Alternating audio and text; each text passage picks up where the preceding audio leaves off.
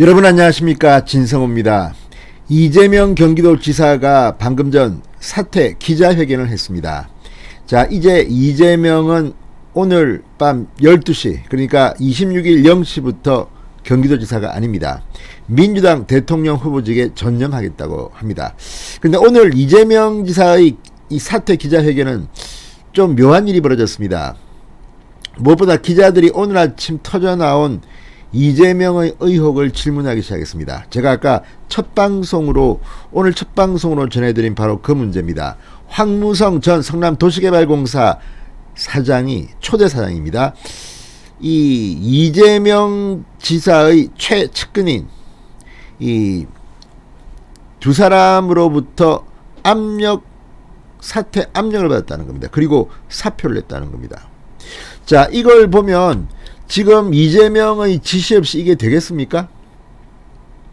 자, 또 하나는 바로 남욱 변호사의 후배로서 유동규의 성남도시개발공사 이 팀장으로 스카웃된 한 변호사의 양심선언이 나왔습니다. 검찰에서 진술했다는 겁니다.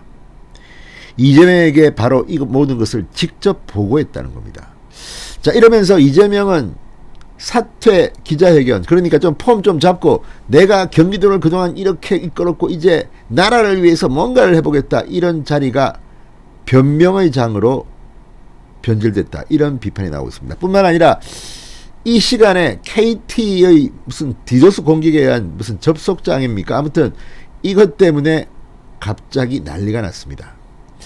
인터넷 등이 중단됐습니다. 이걸 보면 이재명이 하늘로부터 버림을 받은 것이 물론 이거 우연입니다만, 아니면 북한의 디도스 공격이 아니냐는 의혹까지 나오고 있습니다. 아무튼 타이밍상으로 이재명은 모양을 구겼습니다. 자, 무엇보다도 지금 번지고 있는 이 황무성 전 사장의 사퇴 압력 녹취록, 그리고 방금 전 터져나온 이 정 변호사의 양심선언이 지금 이재명의 발목을 잡는 게 아닌가, 이재명 이러다가 중간에 진짜 바뀌는 거 아닌가 싶습니다. 자, 이 정도로 문제가 심각한데도 문재인 대통령 이재명을 계속 밀까요? 민주당 계속 이재명으로 갈 수 있을까요? 진성호의 융단 폭격 시작합니다. 이재명 경기도지사를 융단 폭격합니다. 방송에 앞서 아직 진성호 방송의 구독자가 아니신 분은 붉은색 구독 버튼 눌러주십시오. 더 좋은 방송으로 보답하겠습니다. 자, 이재명 지사 성남시장으로 재직 중이던 2015년 초 당시 성남도시개발공사 전략투자팀장이던 정민용 변호사에게서 대장동 사업의 공모지침서 내용을 직접 보고받았다는 이 정 변호사 진술을 검찰이 확보한 것으로 전해졌다고 조선일보가 보도했습니다. 이재명 지사가 대장동 사업을 초기부터 직접 챙겼음을 보여주는 정황입니다.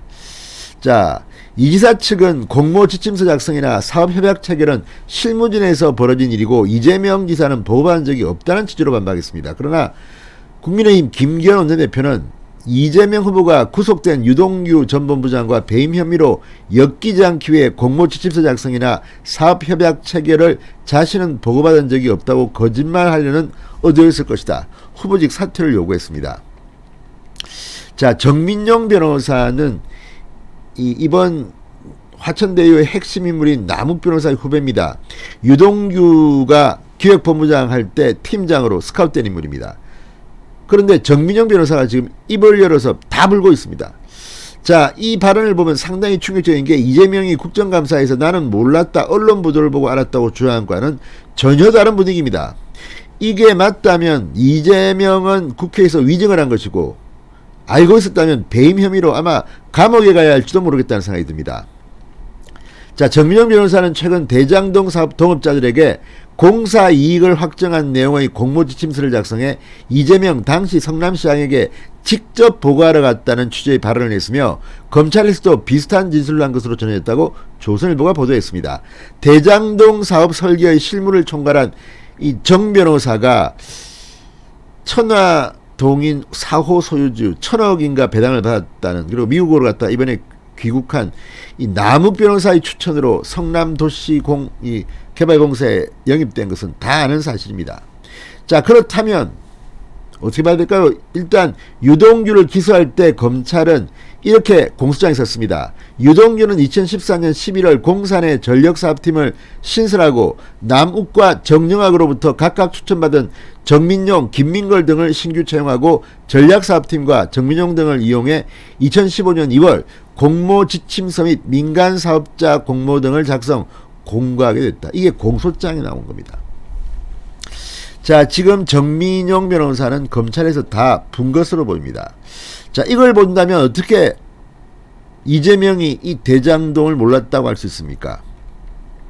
자, 국민의힘은 이재명이 국감 답변에서 대장동 사업과 관련한 성남시의 환수이익금 규모를 5,500억 원으로 잡은 데 대해 2015년은 미분양이 폭증할 때라고 한 것도 허위사실 공표에 해당한다고 지적했습니다.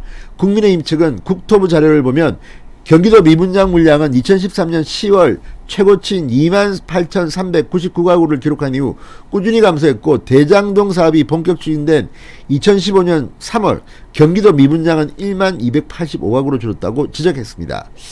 자, 어쨌든 이걸 보면 이거 이재명 국감 이전 논란입니다. 자, 이재명은 지난 18일 국회 행안위 국정감사에서 초과이익 환수 조항과 관련해서 삭제한 게 아니고 추가하자는 직원의 건의를 받아들이지 않았다고 했다가 배임 논란이 일자 이번에 보도를 보고 알게 됐다고 말을 바꿨습니다. 그러나 국민의힘은 이재명이 보고를 받고도 거짓말을 했을 가능성이 크다고 주장했습니다. 그런데 실제로 직접 보고했다는 정 변호사가 등장한 겁니다. 자, 검찰 이렇게 구체적인 정황이 드러나는데도 이재명을 소환하지 않고 계속 뭉갤 겁니까? 민주당 후보라서 봐주는 겁니까? 지금 이 정 변호사의 양심선언에 따라 검찰도 이제 코너에 몰렸습니다. 무엇보다 이재명은 이대로 가는구나 싶습니다. 오늘 퇴임 기자회견 세기말했습니다. 신성호의 융단 폭격이었습니다. 여러분 감사합니다.